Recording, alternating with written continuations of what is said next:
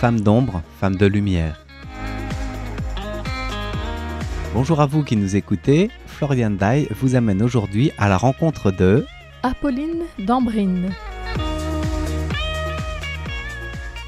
Bonjour Apolline Dambrine, merci d'être aujourd'hui à Radio Taïwan International pour enregistrer cet épisode de Femmes d'ombre, femmes de lumière. Écoute, merci à toi de me recevoir aujourd'hui. Donc tu es étudiante à l'université de Chunggong à Tainan, au département d'études taïwanaises. Oui, tout à fait. Et tu travailles en particulier sur les T-mangas. Voilà, c'est ça. Est-ce que tu peux commencer par nous expliquer un petit peu comment tu en es venue à faire des études à Taïwan et t'intéresser à ce sujet-là ensuite ? Alors, comment je suis arrivée à Taïwan ? C'est un peu du hasard, on va dire. À la base, j'étais en master en France. Et je terminais mon master, je devais faire une année à l'étranger en Chine parce que je voulais travailler mon chinois tout simplement. Et il y a eu cette opportunité de faire de l'assistanat de langue, en gros assister un professeur de langue de français dans un autre pays. Et c'est trouvé l'opportunité de le faire à Taïwan. Et ça m'a semblé logique, on va dire, de continuer à travailler mon chinois dans la lancée. Sauf qu'il y a eu le Covid-19 entre-temps, et j'ai pas pu aller en Chine, mais le programme avec Taïwan est resté là. Et c'était un programme qui apparemment était assez important pour les deux gouvernements, et du coup, j'ai pu partir. Et plutôt que de rentrer en France dans une période qui était un petit peu compliquée, on va dire, et de pas trop savoir comment prendre un possible doctorat dans ce genre de contexte, je me suis dit autant rester à Taïwan, continuer à travailler le chinois, et en même temps, essayer de faire un PhD à côté, quoi, tout simplement. Donc après l'année en tant que professeur de français, tu as enchaîné directement sur le doctorat ? Continuer dans la lancée, j'avais entre guillemets pris une année, c'est pas vraiment une année de césure, hein, mais ça faisait un petit peu une année de césure vu que j'étais entre deux diplômes. Et puis, du coup, comme j'avais envie, on va dire, de partir sur des études longues de toute manière, j'ai repris un sujet qui était un sujet que j'avais travaillé en master, donc qui était basé sur les comics et plus particulièrement les mangas. C'était un sujet qui était sur les mangas japonais, mais aussi les équivalents coréens et chinois.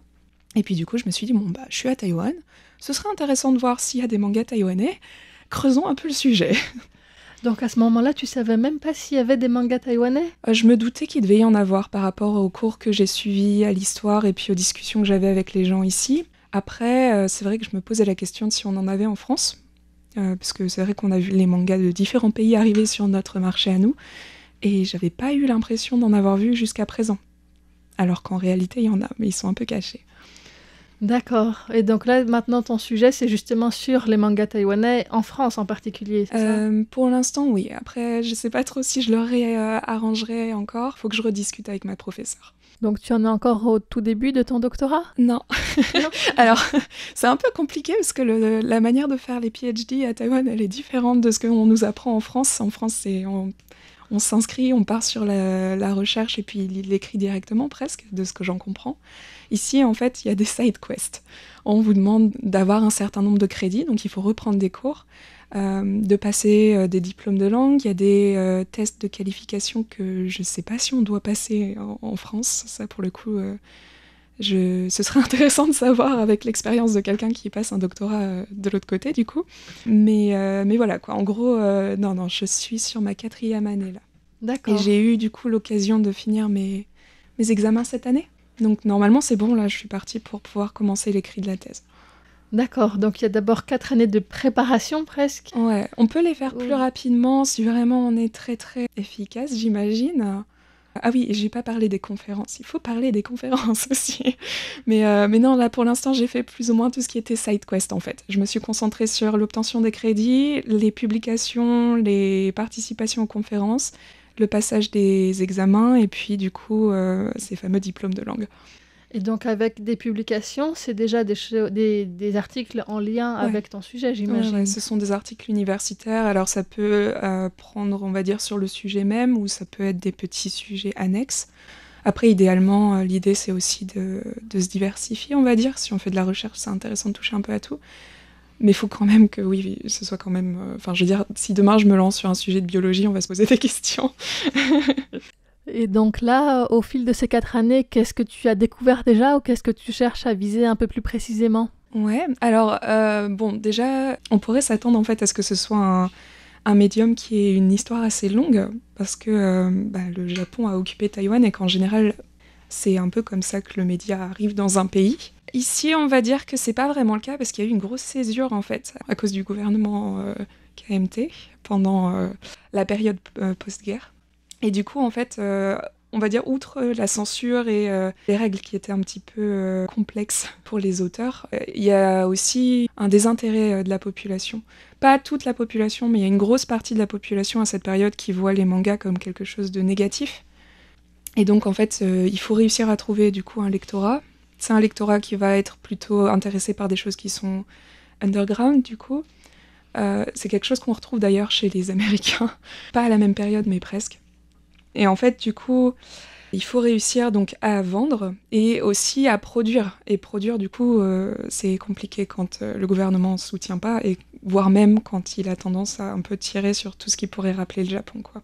Donc il y a eu une grosse pause, en fait. Et c'est un média, du coup, qu'on revoit un petit peu surgir ces dernières années. Et je parlais avec Zhou Xuan il y a quelques jours. Qui est aussi une autrice de bande dessinée taïwanaise. Tout à fait, voilà, ouais. Qui est une mangaka taïwanaise. Et du coup, voilà, elle expliquait qu'effectivement, il y a des différences, on va dire, entre, par exemple, l'industrie manga japonaise et l'industrie manga taïwanaise. On pourra y revenir tout à l'heure si nécessité il y a. L'idée, c'est que c'est un média qui a un boost de popularité ces derniers temps. On sent que les auteurs aussi regagnent une liberté ces dernières années, et du coup, les sujets commencent un petit peu à se diversifier plus. Mais il y avait vraiment une volonté de se focus sur la culture taïwanaise. Montrer un petit peu la saveur taïwanaise dans les récits, que ce soit par les dessins ou vraiment par la narration. Et c'est quelque chose, du coup, qui va un petit peu différer, je dirais, de certains autres mangas. C'est-à-dire qu'avant, c'était soit, donc pendant la période de colonisation japonaise, c'était plutôt des traductions ou bien les mangas japonais directement utilisés. Ensuite, c'était surtout de la propagande. Et propagande, et aussi, ça participait au narratif de sinisation du pays. Donc on essayait de se créer un historique un petit peu chinois. Et puis, il y avait aussi, on va dire, des histoires qui sont censées être un peu moins, je dirais, historiques, dans le sens reliées à des faits et peut-être plus liées avec des contes. Et dans ce cas-là, effectivement, on essayait de traduire ou, entre guillemets, d'adapter des contes qui étaient des contes chinois. Et donc maintenant, il y a plus une recherche d'identité, quelque part, voilà, c'est ça, tout à fait. À travers ces mangas. Je pense qu'aujourd'hui, voilà, encore une fois, c'est mon expérience à Taïwan durant 5 ans, parce que ça fait 5 ans que je suis ici, mais quand je parle avec les gens, effectivement, j'ai eu l'occasion, on va dire, pas mal de fois d'avoir des interlocuteurs qui me disaient qu'ils ont du mal à savoir ce qu'est la culture taïwanaise, même en tant que Taïwanais, quoi. D'ailleurs, c'est plutôt les Taïwanais qui vont avoir tendance à dire ça. C'est vrai que c'est un patchwork. Oui, voilà. Mais moi, en tant que Française, c'est comme ça que je l'aperçois. Je trouve que c'est un peu ce qui fait son côté unique. C'est le fait qu'elle tire de plein de cultures différentes et qu'elle arrive à les tisser ensemble. Mais c'est vrai que des Taïwanais pure souche, parfois, ont tendance à dire qu'ils n'arrivent pas à s'y retrouver, qu'ils ont l'impression que soit c'est de la culture chinoise et que c'est pas taïwanais, ou que non, ça c'est japonais, c'est importé, c'est pas chez eux non plus. Ce qui s'entend, hein, je dis pas le contraire. Mais du coup, c'est vrai que pour avoir parlé avec des jeunes auteurs, quand je leur pose la question de ce qui fait pour eux un peu la patte taïwanaise dans le manga taïwanais, ils savent pas trop. Ils me disent d'ailleurs que c'est un peu ce qu'ils recherchent eux-mêmes, quoi. Et je pense que c'est assez intéressant, du coup, parce que ça veut dire qu'il y a encore de la marge de progression, qu'on va voir encore des styles se développer, peut-être. Et puis, la question de l'identité taïwanaise, elle est un peu complexe, hein, elle est aussi pas mal liée à la politique. Du coup, ce serait intéressant de voir un petit peu comment le développement de ce média-là, en fait, va aussi peut-être soit avoir une influence, soit peut-être juste être à côté, on va dire, de quelque chose de plus gros. Et comment ça va se développer un peu sur les prochaines années, quoi. Oui, tu viens d'évoquer des Taïwanais pure souche. Oui, alors... Taïwanais pure souche, encore une fois, dans quel sens? Je me demande juste à qui tu fais référence. Oui, non, mais alors, je pense Taïwanais qui ont la nationalité taïwanaise, voilà, mais qui sont pas... C'est vrai que c'est compliqué, encore une fois. Les mots. Alors, Taïwanais pure souche, comment je pourrais l'expliquer? Je pense à tout, en fait, aux aborigènes, mais pas que, quoi. Mais c'est ça, en fait. Ouais. L'identité taïwanaise pose question à la fois dans les mangas, mais aussi dans la société. Et c'est un reflet, en fait, de cette... C'est vrai que c'est un peu compliqué. C'est le même genre de question que qu'est-ce qui est la littérature taïwanaise, quoi. C'est compliqué aussi. Est-ce que c'est ce qui a été écrit à Taïwan? Ouais, mais alors est-ce que l'auteur qui n'est pas taïwanais peut être considéré comme auteur de littérature taïwanaise? Est-ce que c'est la littérature écrite par des Taïwanais à l'étranger? Est-ce que c'est la littérature qui parle de Taïwan? Est-ce que c'est ce qui est écrit en langue pratiquée à Taïwan? Bah, dans ce cas-là, le japonais, alors qu'il y a eu beaucoup d'écrits et par des Japonais et par des Taïwanais à la période coloniale, c'est les écrits un peu qui posent question. Voilà. C'est le même genre de question. Il y a 1, 2, 3 000 réponses. C'était Femmes d'ombre, Femmes de lumière en compagnie d'Apolline Dambrine que nous retrouverons la semaine prochaine. Merci de votre écoute et à bientôt.